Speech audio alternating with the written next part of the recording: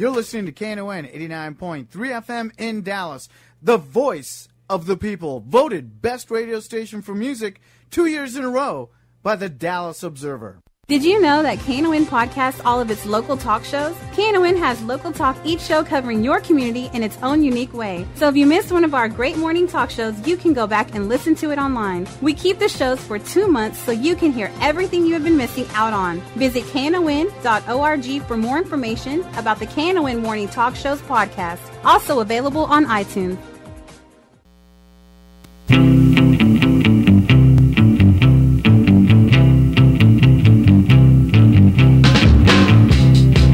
This is the Workers' Speech, 972-647-1893. I'm Gene Lantz, and Bonnie Mathias is right here. Good morning, Bonnie. Good morning. I have to look up that word. I have no idea how to spell it. The word that Jim Hightower just used? Pusillanimous. We better watch out for it. This is supposed to be a family show. This is a family show. And there's no telling what that man meant. But he's very erudite. There it is. Good morning, KNON. Wow. 972-647-1893 is the number. In 2013, let's activate our community supporters to fight alongside us. Here's what I would like us to talk about today and to think about is what are we going to do about it? I mean, it should be clear to everyone right now that we're in a heap of trouble, that the Congress is actually broke down on Thursday. The Republicans could not pass any kind of legislation. And whether or not they're going to be able to pass any legislation to save the unemployed, there's 2.1 million unemployed people are going to lose their benefits on January 1st. The food stamps is hanging in the balance. Yep. Not to mention everybody's taxes are going to go up, and all kinds of cuts are going to take place to everybody except Medicare, Medicaid, and Social Security. Yeah. So I hope everybody understands by now that we're in a heap of trouble. The question is, what are we going to do about it? Is that okay? Let's bring on our guest then. Good morning. Thanks for calling KNON. I know this must be Ed Coyle. She wrote your name down, kind of funny. Good morning, Ed. Are you on? Yeah. All I'm getting is static. Let's give it a minute. Give it a minute and see if we can work that out. That would be Ed Coyle, who is executive director of the National Alliance for Retired Americans, a guy who knows whatever there is to know about the breakdown in negotiations in Washington, D.C. in Congress. So as I was saying, I think Ed Coyle will try again. I think the problem is that he's on the road. Yeah. That happens quite a bit when people call from cell phones. So we know we're in bad trouble. You agree with that, Bonnie? I do, and I found the definition of pusillanimous. Okay, what's it mean? Showing a lack of courage or determination, timid. Timid. So he accused the press of being timid. That's what happened right before we came on. Yeah, okay, that's okay. See well, there? I'm glad to know. Thank you so much, Bonnie. Absolutely. I learned a new word today. Yeah. Okay, the AFL-CIO is the most effective progressive organization in America. Yes. The Texas AFL-CIO is the most effective progressive organization in the Lone Star State. We have the structure we need to be a lot more effective if we activate it. Are you bringing Ed Coyle on again?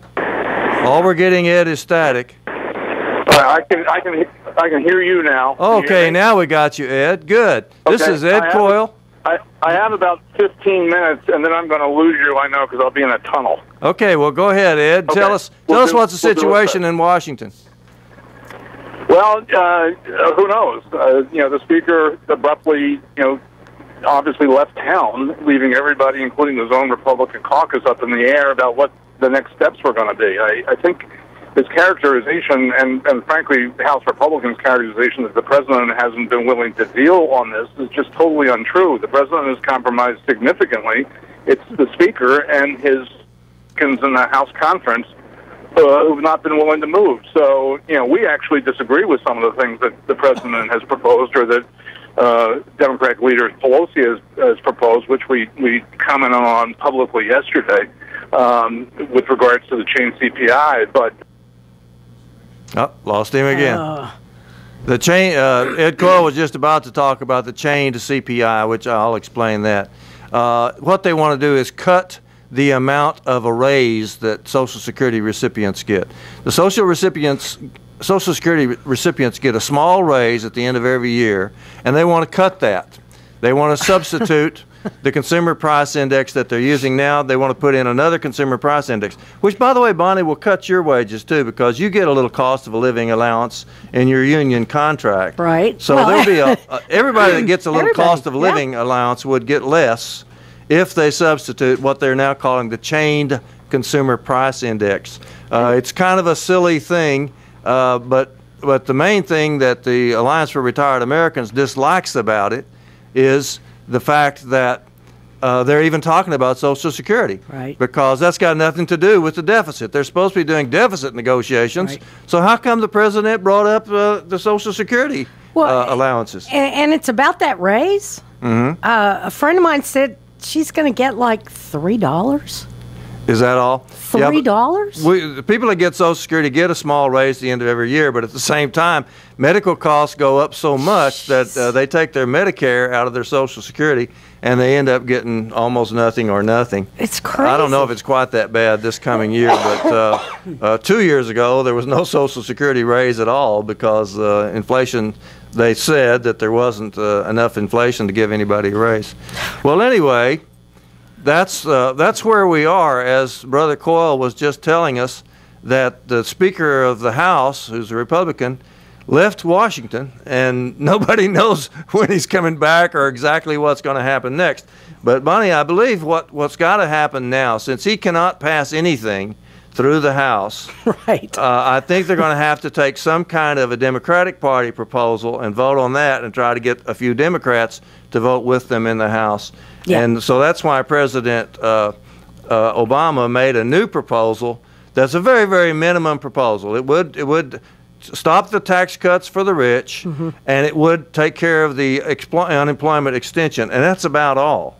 I didn't see anything in there about food stamps. No, I didn't either. But if they don't do something about food stamps, there's going to be starvation. Well, yeah. It's very, very serious. It's awful. It's terrible. They've been putting that off because what's been going on in Congress for the last 2 years is that basically every time something comes up that needs to happen, the Republicans say, no, we won't do this until we get what we want. And then what they want is handouts for the rich. And they want to keep, and then they'll go back and find some obscure, silly little thing and pass it that has absolutely they passed all kinds of bills that has nothing to do with anything, really. They were passing bills that they knew very well would not ever become law, but they were passing them to show they're doing something. That's what was supposed to happen Thursday. Speaker Boehner came up with what he called Plan B, and he was supposed to present. I heard all this on Wednesday on a conference call. They said that he was going to present two bills. One was basically what President Obama had suggested, which he knew would fail. But he was going to present it just to see it fail. Then he was going to present his own bill, which was called Plan B, which would allow taxes to the tax handouts to lapse for people who are making over $1 million. Right. And but it also mostly just put everything else off. So he tried to put that one through, and he thought that would strengthen his hand. He thought he would say, well, now the ball is in the Democrats' court because we passed something. And so he thought he'd come out of that with a really strong hand. But that failed. They wouldn't even pass that. No, that was their own proposal, and they wouldn't pass that. And he thought he had the votes. Yes. And then said, "Oh, sorry, never mind." So late Thursday night, he admitted that he did not have the votes and withdrew the bill, which meant basically that they're not able to pass anything. That's right. That's where we are. And it's a real crisis for all of America. It is. It would have been much better if they had reached some kind of a proposal that let the tax cuts lapse on the rich, so that the rich would stop getting these government handouts and didn't cut the poor people. Well, but they didn't even get that, so they're gonna face turmoil on the 1st of January unless they pass some kind of a stopgap measure, and that's what President Obama is proposing, a stopgap measure. And President Obama will be back to the White House next week. He's already made that clear. I'll be here. I'm waiting for you to bring me something. Right. Well, he's doing the best he can, I'm sure. And what's happened is that frankly, I think the Republicans have been playing with fire for a long, long time, because they put together a coalition of kind of the most ignorant people in America. They put together a racist coalition. It happened here in Dallas. Yes. You don't have to look outside of Dallas to find out what happened. Ronald Reagan came to Dallas and made a deal with the moral majority, which was the most reactionary part of the right-wing evangelicals. Right. Jerry Falwell in person. Ronald Reagan came here and did it. They did it right down on Highway 35 there, and the stadium wasn't there then. But anyway, it was in 1983. I remember because we were marching. We were marching to try to stop them. But they put together a coalition of people that are so far right that they don't make any sense. And then they started electing people on that basis. And now they've gotten themselves into a pickle because they've got a bunch of people in the legislature that can't legislate.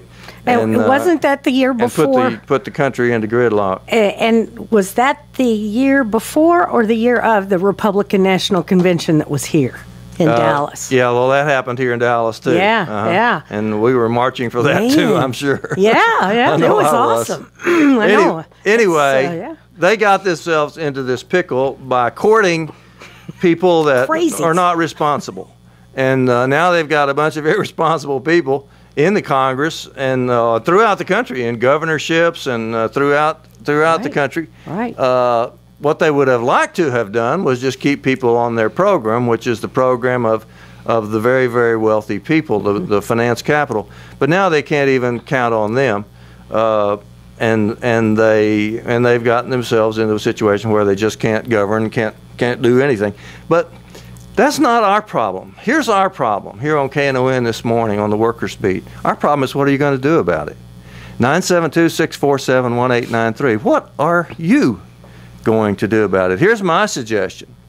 The Texas AFL-CIO and the AFL-CIO are the most effective progressive organizations in the country. What we have to do is somehow pull the movement, the progressive movement, together around the positions of labor. Labor hasn't always been the most progressive organization in the United States. No. In fact, back in the Vietnam War, we used to call them the AFL-CIA because they supported the war when nobody else did. And they were simply not progressive, and they helped overthrow other countries, the progressive countries. They helped put dictators in South America. Central America. The AFL-CIA was progressive for its own members, but for everybody else, it was a dangerous organization. That's no longer the case. No. They have now become, I think, by far the most progressive organization in America. They had a little overthrow in 1995, and they have steadily worked since then for not only for their own members, but for all working people. That's right. Including immigrants, for example, including gays, for example, including a lot of people that are not necessarily union members. It's called equality, period. Right. I mean, it's called equality across the board. So the labor movement in America right now is the workers' movement. Absolutely. And, look at Walmart, and now we've got folks standing up against McDonald's and Burger King and the labor movement's right there behind them. Yes, and Walmart. It's phenomenal. Yes. Fortunately, this is my proposal. Fortunately, they already have a structure so that all progressive organizations can actually get with labor. Because over the years, the AFL-CIO has set up what they call constituency groups. There's a constituency group for just about everybody that's interested. There's one for women, the Coalition of Labor Union Women. Clue. There's one for African Americans, the A. Philip Randolph Institute, which I am a member of. You don't have to be black. You don't have to be black. No, you don't have to be black. You don't even have to be a woman to be in the Coalition of Labor Union Women. The Alliance for Retired Americans, which I'm a member of. Absolutely. And there's a constituency group for just about everything. Yeah. There's one for gays, Pride at Work. Pride at Work, absolutely. And, awesome organization. So here's my proposal.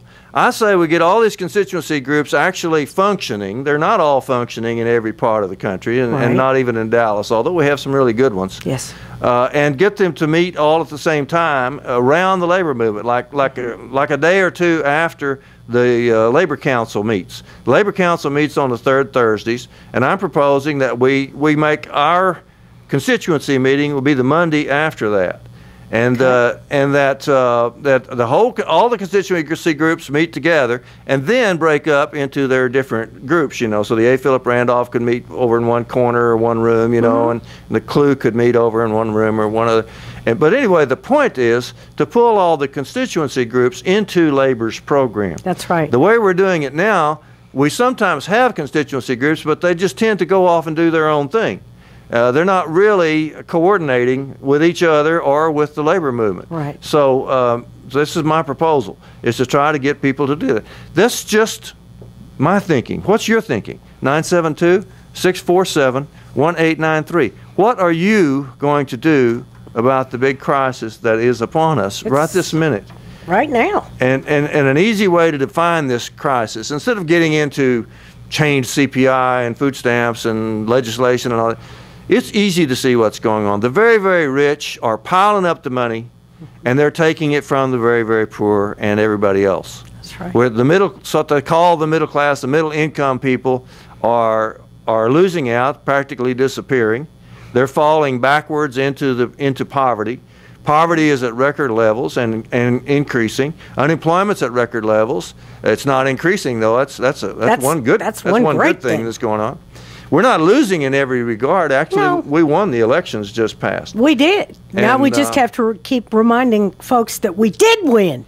Not only that, we have to give up the idea that we can just sit back and watch. That's exactly while progressive politicians do things for us. That's not the way it works, brothers and sisters. We have to work together, and folks, there's strength in numbers. And I've said for years, there's a lot more of us than there are of them. Yeah. Why are we letting them control our world? Now, Bonnie, I'm not sure that every constituency group is open to the public. Most of them are, but some of them I think may have it in their bylaws that you have to be a union member. If that is the case, all anybody has to do is join Working America. Right. You can join it online. It's $5 a year. And that makes you a member of the AFL-CIO. Really? So then you can join CLUE or the A. Philip Randolph Institute or Pride at Work or any of the constituency organizations, or go to their meetings, you know. Right. And all I'm adding to this process is that they should be able to work together. Let's bring Willie on. Good morning, Willie. Thanks for calling. Yeah, good morning, Gene. That is your name, correct? Yes, sir. All right. You posed a question a while ago. What can we do? Ain't nothing we can do. We, as citizens, we do not run this government. All we do is pay tax. We don't run the government. Ain't nothing we can do about it. So we should sit back? You say we should sit back. I'm asking you if there's nothing we can do. Sit back. No, we can try, but we don't. Just like I say, we do not run the government. We're not up in Washington, in Austin. So it's really nothing we can do. They're going to tax us to death. So what can we do? Fight back. Well, I don't know. Willie's got a point here. Willie, you think we should just lay down and die? Is that it? No, sir. I did not say that. Okay. I should say we should protest, but that's about all we're going to do because we don't run the government. What I'm trying to tell you, get across to you. So we should protest. We should protest, though. That sounds good. Yeah. That's a good suggestion. Thank you very much. Thank you, Willie. Thank you. 972-647-1893, although I can see by the clock on the wall that they're going to make us take a break very soon. My suggestion is that we try to activate all the constituency groups and have them meet together monthly soon after the regular Central Labor Council meeting. After a short plenary session, each group would retire to a different corner for their separate meetings. Our job in general would be to mobilize people to help with the problems that the labor movement identifies. Meetings might also be good occasions for educational purposes or for expanding labor's cultural identity. Yeah. We'll be right back. I got to work this morning. Something seemed kind of strange. Tune in every Saturday morning for KNON Speak Up Saturdays. Speak Up Saturday starts at 7 a.m. with an expanded church information and forum hosted by Reverend Marion Barnett, a news and politics show for you. Then at 9 a.m., it's The Workers' Beat, hosted by Gene Lantz, sponsored by the CWA, a show for workers' rights. At 10 a.m., the Dallas Observer presents Jim Schutz, Get Off My Lawn with the Other Side of the News. Wrapping up Speak Up Saturdays at 11 a.m. is Lambda Weekly with David Taffet, the longest-running LGBTQ talk show in the country. Be sure to tune in every Saturday morning to Speak Up Saturdays right here on KNON 89.3 FM, the voice of the people. Don't be a Scrooge. Give the blues to the music lover on your list. KNON has the perfect CD or LP for you. Texas Blues Radio, Volume 5. Texas Blues Radio, Volume 5 features acoustic blues, instrumental blues, party songs, somebody done somebody wrong songs. Baby Got a Good Thing songs, six-pack and devilback songs. Gumbo, jive, T-bone, and hip-shaking songs from a fine selection of great Texas blues artists. So do right by the blues and give some Texas blues this year. Texas Blues Radio, Volume 5 CD is available at KNON.org, Forever Young Records in Grand Prairie, Record Town in Fort Worth, and in Dallas at Bill's Records and Rewind Music. Download a copy at cdbaby.com. The LP is only available at Forever Young Records. All proceeds are a gift to KNON.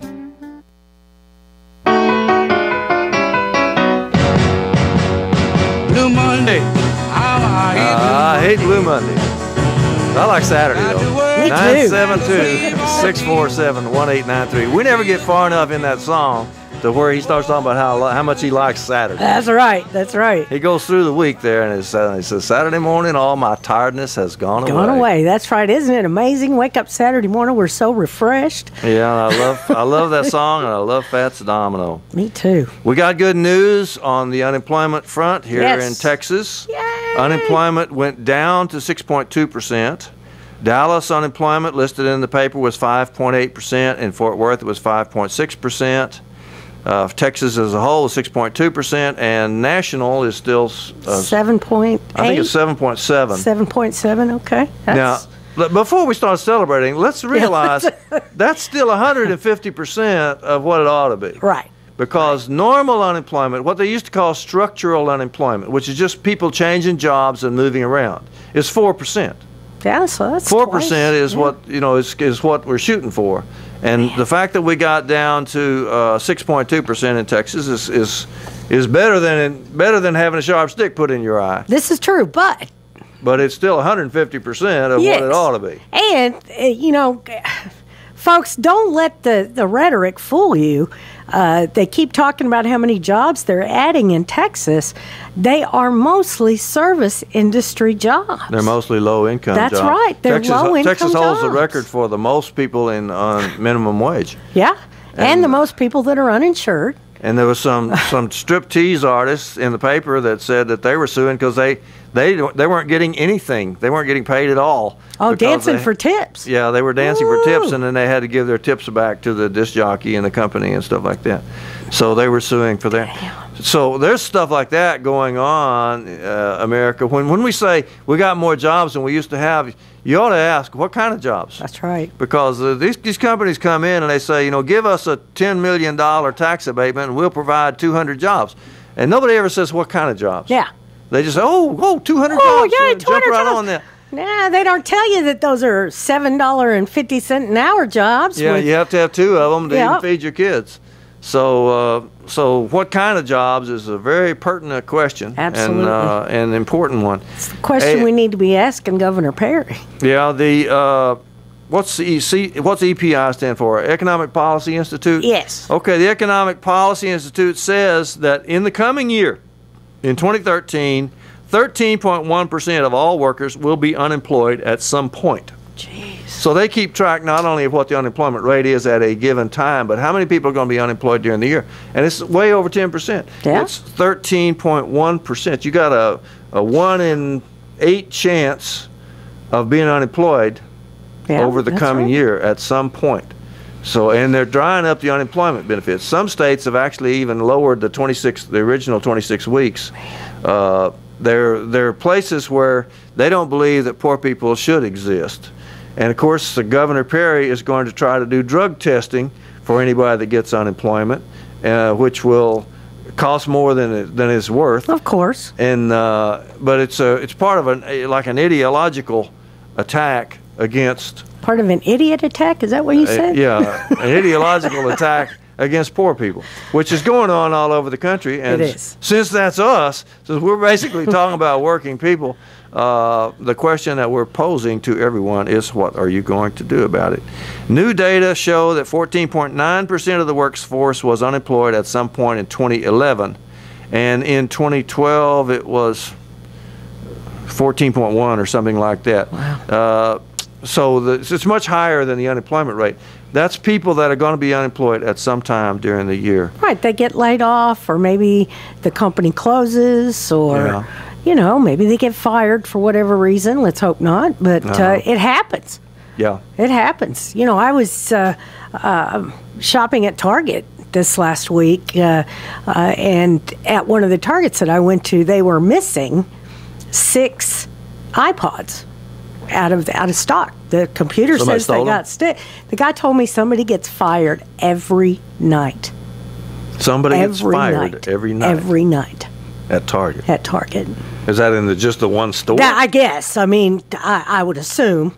But, if one's missing, it's probably in a drawer somewhere. But 6 is what's in a case. Mm-hmm. So that's, somebody gets fired every night. Wow.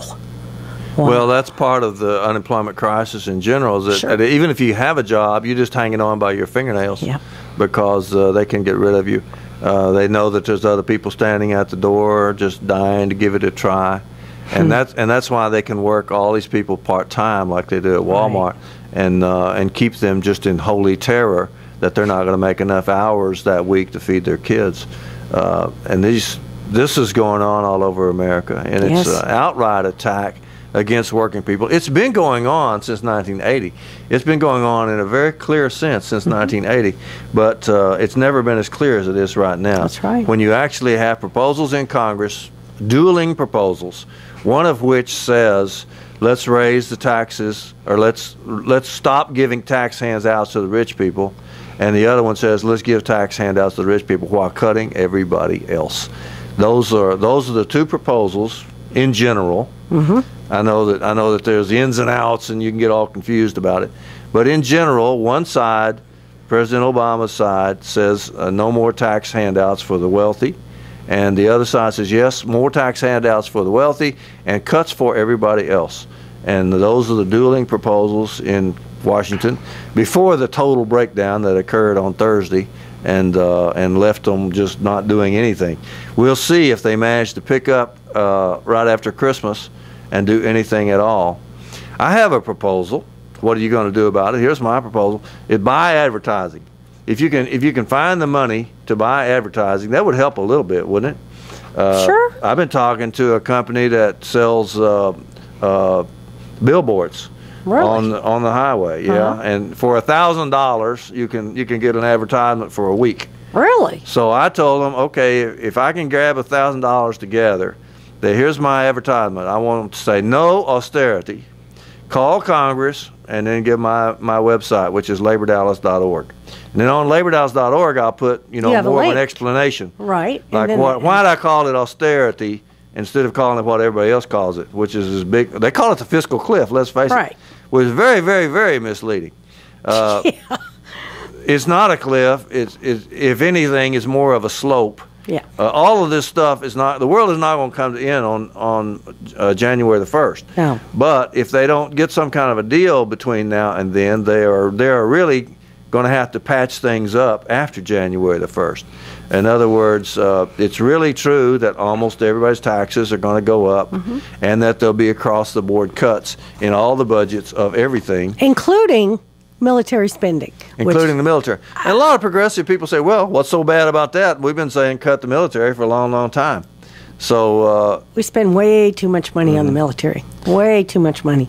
And I grew up in a military town. Yeah, you don't work in a military plant like my friends do. No, exactly. But, it's something like I said last week. Why are we not looking at ways to retool the military-industrial complex to make it more in tune with today? Why aren't we building solar panels and wind turbines and things instead of Jets and paving some of these bombs. streets. You know, yeah, hey, there's an idea. Pave a street or two. There is a hole. If you go over the Jefferson Street Bridge, like I do quite a lot, there's a hole right where, I mean, this thing is 8 inches deep. Dang. And it's right where you have to go if you're going over the Jefferson Street Bridge, right where the people coming from Marsalis and people from Jefferson or from Beckley, that's where they both get on the bridge, and then there's one little place there, and there's a great big giant hole there. If you hit that thing in a bicycle, you would fall. You would not be able to. Ooh. You would and maybe not get run get over. Yeah. And if you hit it in your car, what a hole. But I mean, I came up here this morning along Industrial, what they call Riverfront now, Industrial Street, and going over the old Singleton Bridge and everything, and my teeth are sore from rattling, from going over so many bumps. I mean, to tell you that it's terrible. The United States is kind of falling apart, literally, and we can't even get an agreement on the crisis that's right in front of them. So, what are you going to do about it? That's your question. 972-647-1893. Do you belong to a progressive organization? Have you signed up? Why not? Are they working with other people? I'll tell you somebody Bonnie, that I really come to respect and admire, and that's Deborah Beltran. Oh man, she is a go-getter. Because frankly, I didn't think too much of her organization, Move On. I didn't think too much of Move On in past years. Yeah. Because they made all their decisions in Washington or New York, I guess it is, wherever their headquarters is. Right. And they didn't pay any attention to what happened on out here. And you'd be working for 2 weeks on a demonstration or a picket line somewhere, and then find out Move On called one the same day some other part of town. So I didn't think too much of Move On before, but Deborah and the Hobie Huckel have really turned that organization around, and this organization, and they not only doing a lot of stuff, doing a tremendous amount of stuff. I would say they do more than anybody else. I think you're right. I mean, they have something going on at least once a week. But they're working with everybody else. Yes. And Deborah's put together some kind of an alliance. She has Circle of Allies. That's right. Circle of Allies. Yeah. That's what she calls it. And so that when they get ready to do something or call an event or something, they check with everybody else and try to go all together. To build a movement. Yeah. I think excellent. That's really wonderful. That's one person's view of how to solve the problems that are before us. What's your view? 972-647-1893. KNON loves it when you call, so don't worry about you going to be a problem hall. We want to hear you. Come on, call us. 972-647-1893. Yeah. Come on down. That's right. And let us know what you think, because your opinions are important to KNON. Your opinions are important to me and Bonnie too. And, I want to tell you, it's on the website, so this is official. I can actually announce this. Yesterday evening, CWA, Communications Workers of America, District 6, which is Missouri, Oklahoma, Kansas, Arkansas, and Texas, have reached a tentative agreement in early bargaining for what we call the core contract. That's AT&T. That's AT&T. That's most of our CWA members in North Texas. 22,000 in the 5 states, and most of them right here in North Texas work for AT&T Telephone Company. The old telephone company is what it's called. That's why we call it the core. It's on the website. I want everybody to go look. You can look at our local website, cwa6215.org, and there's a link there that you can link to the highlights of the tentative agreement. Now, this contract, everybody should know that AT&T has been in bargaining for months and months with other districts across the country and have not been able to come up with a decent contract that the bargaining teams in those areas were willing to take to their members. Now, our contract here does not expire until April of 2013, but our district VP, Claude Cummings, asked AT&T, hey, let's go to the table early. Let's go talk about this. Let's get this hammered out. And they've been working for the last several weeks. And last night, a tentative agreement was reached. And what they're saying is that it's pretty good. It's not. I mean, we have to look at the details. Right. The devil's in the details. But everything that I looked at, they're guaranteed. I mean, there are 2,000 new jobs coming back to the area during the life of the agreement. Very little increase in health care costs, which, that means a whole lot. Mm-hmm. So I think we have a caller, William. Right? Let's see what, I'm sorry. We'll see what William has to say, but there's Annie's a little bit busy right now with more than one call. Yeah, but I'm excited. This is good. My boss, the president of Local 6215, Brett St. Clair, he thinks this is the best agreement in the country. And he's probably seen it. I mean, he may have seen a few more details than we have. Now, just in case everybody else doesn't know this, the negotiating team negotiates a contract, but they don't approve it. That's right. It has to go to the members. That's right. Democracy actually works in the union movement. It really does. It's amazing. You have to ask the members whether or not to approve of this contract. Right. And so before it's all over, Bonnie will see the whole thing. That's right. And then she'll get a vote on it. Is William still on? Okay, good. Bring him on. Good morning, Williams. Thanks for calling KNON. Hello. Hello. Yeah, you're on. The world is listening. I just tuned in to y'all, and I heard you ask a question about what can we do. Right.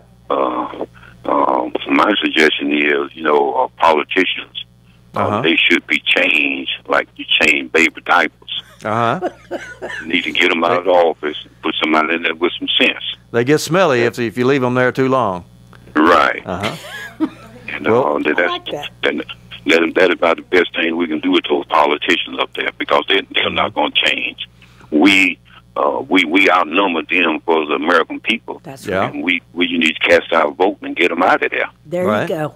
You're exactly right. That casting your vote, that is so important. Yeah, but Bonnie, we don't have an election for Congress right now. It's but not we got some stuff coming up in 2013 that we can look at. So we need to get into that habit of voting.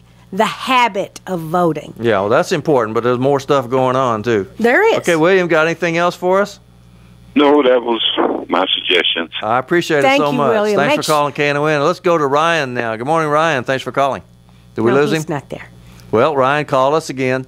Sorry to lose him. That's what happens is first of all, nobody calls for a little while, and then when they do call, 3 or 4 calls at the same time, and then they don't want to wait. That's right. And also the people on cell phones, we just lose them. Drop. Yeah. That's the modern problem for talk shows, isn't it? It is. It is. It sure is. Mm-hmm. A lot of talk there's shows. no election right now. William's right. You have to make your politicians responsible, and we will have city elections and local elections. In May, that's right. And these are some important elections. All of our city council people are up for election. All of them. Some have termed out, so we got some new folks coming in. We have 3 DISD trustee seats that are up. Lou Blackburn, Nancy Bingham, and Eric Cowan. Folks, we got to find somebody to run. Okay, can we put Tommy on then before the break? Or okay? Thanks for calling, Tommy. Good morning. Hello. Yeah, you're on. I just wanted to suggest that since y'all got the people's ear, maybe you could actually give some email addresses and some phone numbers for some of these guys that make these laws for us. That's the way you raised in school. You want to complain to them, but good luck looking all that up. I'm hoping maybe y'all could research some stuff, and I'll get you kicked off here. If you want Representative Tan Parker's Capitol office number, I got it on hand. Go ahead. What is it?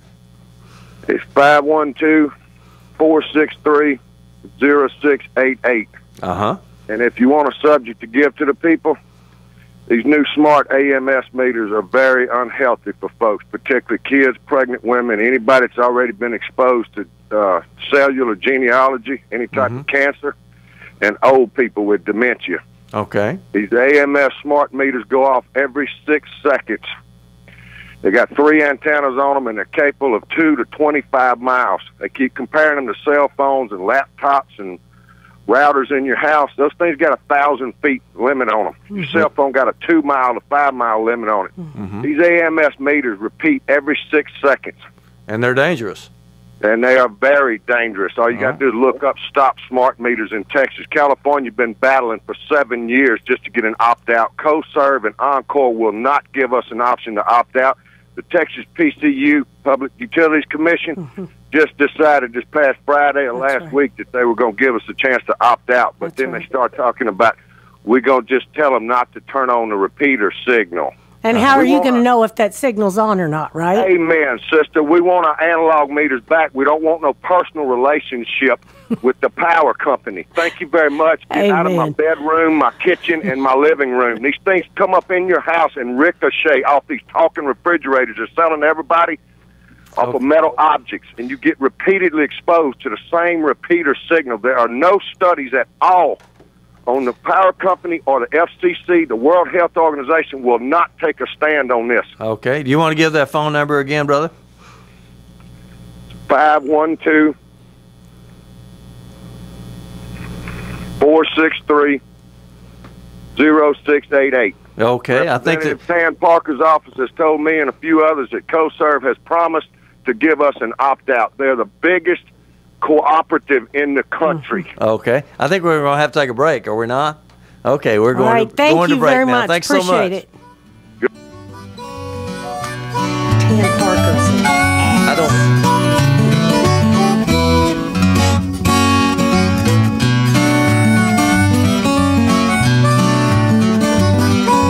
Tell you all a story that's close to me. Recycle Revolution is a local recycling collection service and community drop-off center.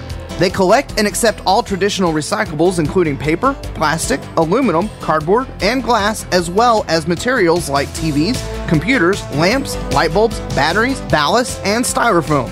They offer collection services to apartments, condos, and businesses. They also offer a community drop-off located at 1703 Chestnut Street in Dallas. For more information, 214-566-3025 or recyclerevolutiondallas.com.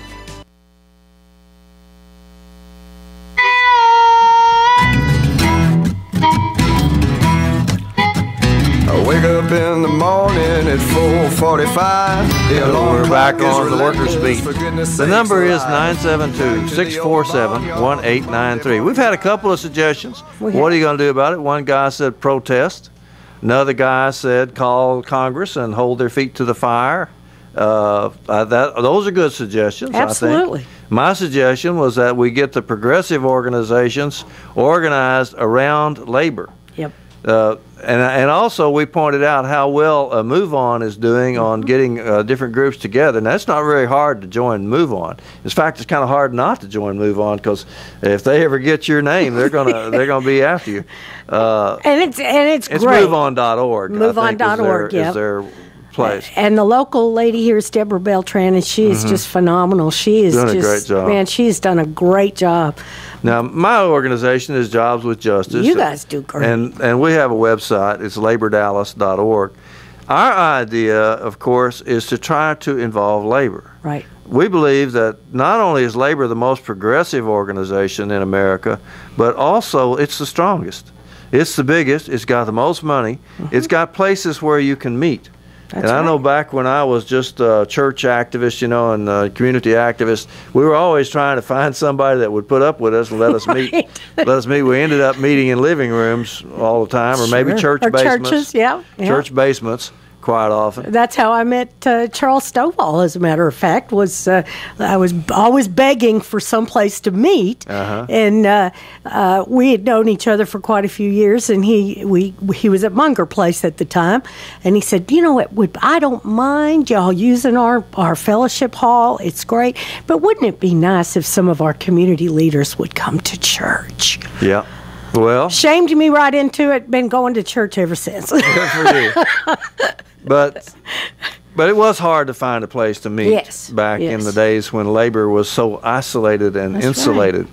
But now that's not true anymore. Not at all. Most of the time, people ask to use the union hall, and they nearly always can find some way to work it out. Absolutely. Because the unions have these places. They have buildings. They don't have a lot of money, but they have a lot more money than for example, Move On. Right. Move On just depends on whatever donations they can get. Absolutely. And the labor movement's more solid, and more established, and been in America since before it was America. So So it's really imperative, I think, to get everybody together with the labor movement. That's what Job with Justice does, which is the organization I've been with since 1987. Wow. And also, the same thing is true of the Texas Alliance for Retired Americans, which was started by the labor movement. Was it? Yeah. And you're the president of Texas, is that I'm correct? the president of the State Alliance, okay, yeah. The guy we had on a little bit earlier in the program was the executive director of the National Alliance. Oh. Unfortunately, he was on a cell phone, so we lost him. And he was traveling. Yeah. And he was afraid that he was going to lose us, and he did. Yeah. Well, that was all right because I'm pretty well up on what's going on in Washington. The main reason I wanted him to talk was because he has a lot of credibility. The Alliance for Retired Americans has a great lobby in Washington, D.C. They actually, if you go to their meetings, I mean, you meet Harry Reid and Nancy Pelosi and the top leaders from Congress. That's excellent. You don't meet very many Republicans, but you meet a lot of the Democratic leaders. And the last time I was there, they actually had people go into the White House. I didn't get in that select group, but darn. The Alliance for Retired Americans is very, very good in Washington. And then in the states, they set up these state groups. And they're only in about, I think, 33 states. And Judy Bryant is the like organizer, right? Judy Bryant is the actual organizer in Texas. She works for National, and she works through our board and group. We're going to have a convention on January the 5th. That's right. If people are interested in helping with retiree benefits, now you don't have to be a retiree. No. To be in the Texas Alliance for Retired Americans. All you have to do is be committed to the right to retire in America. And that involves everybody. Because everybody ought to be standing up for that. And don't think for a minute that it's going to be there for you if you don't do something, because they are working overtime to try to take it away. Yes, they are. Yes, they are. People who have worked for a company for many, many years, and all of a sudden they find themselves being outsourced. It's a terrifying situation. You're young, and you're not pension eligible, and what are you going to do? Mm-hmm.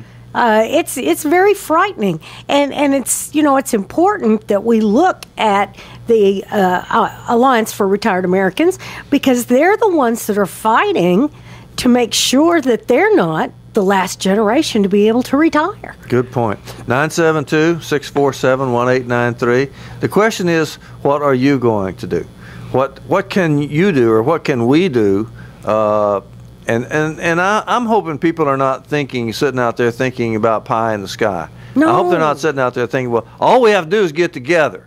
Well, that's true. I wish it was that easy, nice. Don't you? It's a nice thought, but how are we going to get together? That's right. What do we do to bring ourselves together?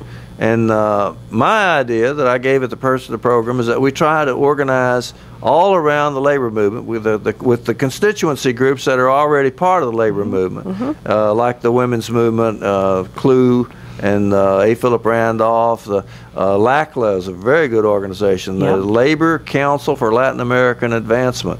These are all they're all part of the AFL-CIO. That's right. And people can join them, and if they would get them active and get them to meeting together, I think that could make a very great and progressive organization. Now, we mentioned that Move On is already signing up organizations, but there's no labor in that. Right. And so not yet. My idea is to try to get that and labor all in the same page, all in the same room. Yeah. And because actually, I think labor deserves to take the lead in America. It's not been like that back in the 80s or 70s or 60s, but it's certainly been like that since this century. Yeah. That the AFL-CIO has been a very, very progressive organization and worth working with and willing to work with people. Absolutely, and really wants to reach out and lift everyone up. It's so important that people have to understand it's not about giving people a handout. What the GOP so lovingly refers to the entitlements. Yeah. That's not what it's about. It's about making sure that people have a living wage where they don't require those entitlements. Sure. And please don't be thinking that entitlements is a bad thing. If you think it's a bad thing, you need to look it up. Look up the word. It's not a bad thing, but Social Security is not one. No, absolutely not. An entitlement is a guarantee of access to benefits based on established rights or by legislation. She's reading the dictionary. I am. And it is a right associated with moral or social principle. And, I mean, that's where I get stuck, because all these politicians don't seem to have that moral or social provision. I mean, they don't have that in their vocabulary. Yeah. There is no morality when it comes to that. Do you think some of the people in Congress are sociopaths? Oh, God, yes. I do. And there may be some psychopaths thrown in there too. Why don't you look up sociopath while you got your dictionary out there? I love Google. That is just so fun. Again, 972-647-1893. KNON likes it when you call. And we've been talking about different ideas for how to get organized. I mentioned the Texas Retired Americans a while ago. It has 134,000 members, according to a recent report. The National Alliance has 200,000 readers of its weekly newsletter. While seniors as a whole voted Republican, 56 to 44%, that's in 2012. Seniors as a whole voted for Republican, but at the same time, Alliance members voted Democrat, 63% to 36%. Oh. So the goal of the Alliance members then is to try to figure out what's wrong with the rest of the seniors, and to try to bring them around to the idea of voting for their own interests. Right. Because they were voting for people that wanted to cut Social Security. And the sociopath thing, I think you hit it on the nose. What did it turn out to be? A person with a personality disorder manifesting itself in extreme antisocial attitudes and behavior, and a lack of conscience. A lack of conscience. And that's how we got started on this, because you were saying some of these people in Congress no morality. Don't seem to have a conscience. That's it. Don't seem to have any morality. They just have some crazy idea that the voices that they hear, the voices that they hear tell them, it's the voices in my head, I swear. And you know what the voice tells them? The voice tells them over and over again that if you give money to rich people, it will make poor people happy. Isn't that Grover Norquist's voice? Yeah, Grover Norquist is one of the people that says that. But it's been ever since President Reagan got elected in 1980. That's that trickle-down thing. The trickle-down theory is that if you give money to rich people, it will make poor people happy. And it's not working. That's been the slogan in America a large part of the last 40 years. It's not working. If you give money to rich people, it will make poor people happy. And that's what they want to continue doing, and a lot of them, in the Congress today. And it's kind of broken down. We should say a happy word about the American Airlines passenger service agents, because they are in the process of voting for a union or against a union right now. They have the right to vote for the union or to vote no union if they want to. And thank goodness they finally got that right, because the company, American Airlines, did everything they could to stop them and to prevent them having any democratic rights at all. And so they are voting. And here's a telephone number. This has got to do with supporting them and encouraging them. The number from the CWA, the Communication Workers of America, the number is 1-855-4-CWAYES. Cool. CWA, yes. Communication Workers of America, yes. So it's 1-855-4-CWAYES. Excellent. CWA, yes. 4-CWA, yes. I'm voting yes for CWA, it says, because I want to have job protections and to be able to protect my benefits, says Doreen Kozak, an agent at JFK. That's an airport. Right. We need a voice and not just have the company say this is what's going to happen to you. And then she goes on to quote, if there is a merger with U.S. Airways, we will also need to make sure that seniority integration works fairly.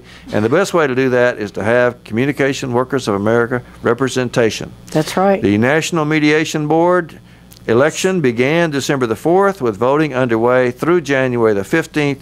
The results will be announced on January 15th. That's awesome. According to That's Communication Workers of America News. I hope they vote for the union. Me too. Myself, and because it's not going to mean no money to me one way or the other.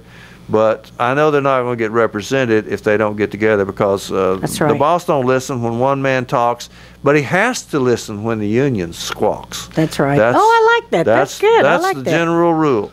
The boss don't listen when one man talks, but he has to listen when the union squawks. So get in the union, everybody, and try to make a decent job out of everything. You know, I think I'm going to have a special guest on January the 5th, I believe. I'm going to have Tarsha Hardy on the show, who is the vice chair of the Texas Democratic Party. You've heard her speak, haven't you? Yes, she's my friend. She blows them away. I know, man. What a speaker. She is an awesome speaker, and she is just brilliant. I absolutely adore her. She's a great friend, and I'm really excited about having her on the show. You're going to be in Austin. Yeah, well, I've been after her for weeks to get her on you the show. have? And then finally I get her, and I have to turn her over to you because I'm not going to be here on the You can leave me a list of questions if you want. Oh, that's all right. I know you'll do a good job. Thank you. Well, Tarsha Hardy is kind of a catch, isn't she? Oh, man. She's the vice chair of the Texas Democratic Party. Awesome young woman. Awesome. You'll be able to find out what's going to happen in the legislature. That's right. Because the legislature starts January the 8th. That's it. Tremble in fear, Texas, because your legislature is about to meet.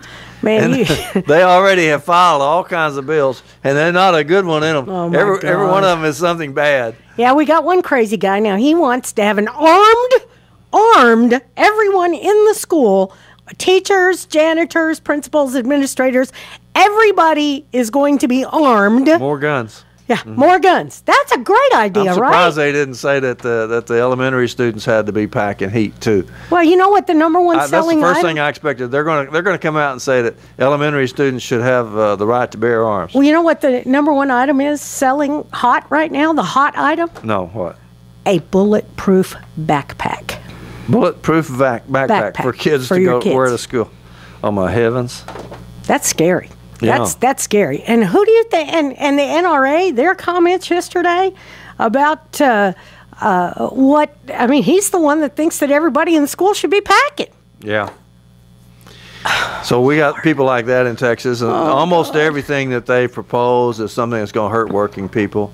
They want to take away public schools. Yep. They're dead set on getting rid of the public schools. They want that voucher system so bad. Even though the charter schools have just had one scandal after another one. Well, look at this. Another one last week. Oh, yeah, another one. Some big charter school company, they were just ripping people off. And prime time. And giving all the money to their so-called superintendent. They had like 6 schools.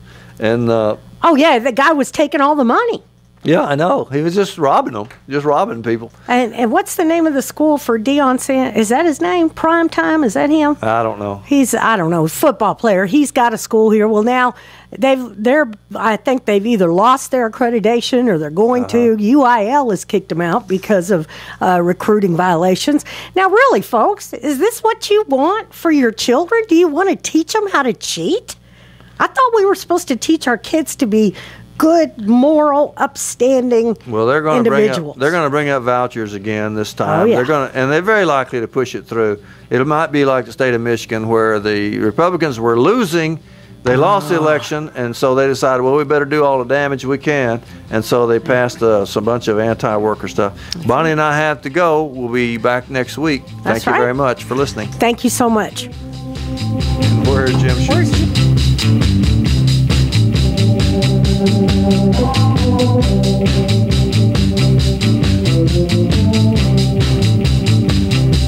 You're listening to KNON 89.3 FM in Dallas, the voice of the people, voted best radio station for music 2 years in a row by the Dallas Observer. Did you know that KNON podcasts all of its local talk shows? KNON has local talk, each show covering your community in its own unique way. So if you missed one of our great morning talk shows, you can go back and listen to it online. We keep the shows for 2 months so you can hear everything you have been missing out on. Visit KNON.org for more information about the KNON Morning Talk Shows podcast, also available on iTunes.